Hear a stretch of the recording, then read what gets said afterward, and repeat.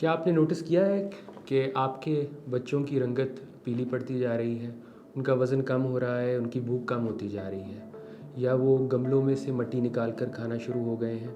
अगर इसमें से किसी भी चीज़ को नोटिस किया है आपने, तो ये वीडियो आप एंड तक देखिए।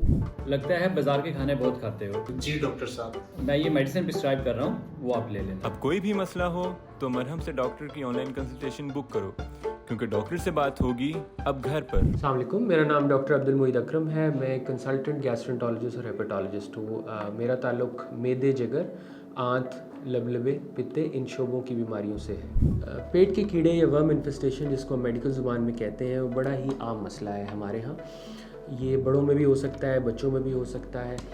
इसमें होता ऐसे है कि सफाई का ख्याल ना रखने की वजह से, गंदा पानी, खाने पीने की अशिया का साफ़ इस्तेमाल ना करने की वजह से पेट में जो कीड़े होते हैं वो दाखिल हो जाते हैं, उसके अंदर वो प्रोलिफरेट करते हैं और वो उसकी वजह से आपकी जो डाइजेशन मुतासिर होती है, एब्जॉर्प्शन मुतासिर होती है। इसके अलामात में खून की कमी शामिल है, पेट का दर्द होना शामिल है, भूख का कम लगना शामिल है, मोशन लग जाना ये शामिल है।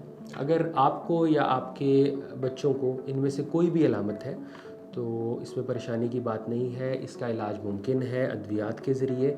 इसके लिए पहले टेस्ट किया जाता है, स्टूल का टेस्ट होता है। इसके अलावा हम ब्लड के टेस्ट में खून का लेवल चेक करते हैं, और अगर उसमें आता है कि आप वर्म इन्फेस्टेशन का इशू आ रहा है तो कुछ ही दिनों की अद्वियात के ज़रिए आप इससे छुटकारा हासिल कर सकते हैं। अगर आपका इस टॉपिक के हवाले से कोई सवाल है तो आप कमेंट सेक्शन में पूछ सकते हैं। इसके अलावा अगर आप मेरे साथ 1-to-1 कंसल्टेशन करना चाहते हैं तो मरहम के प्लेटफॉर्म से मेरे साथ अपॉइंटमेंट ले सकते हैं। बहुत शुक्रिया।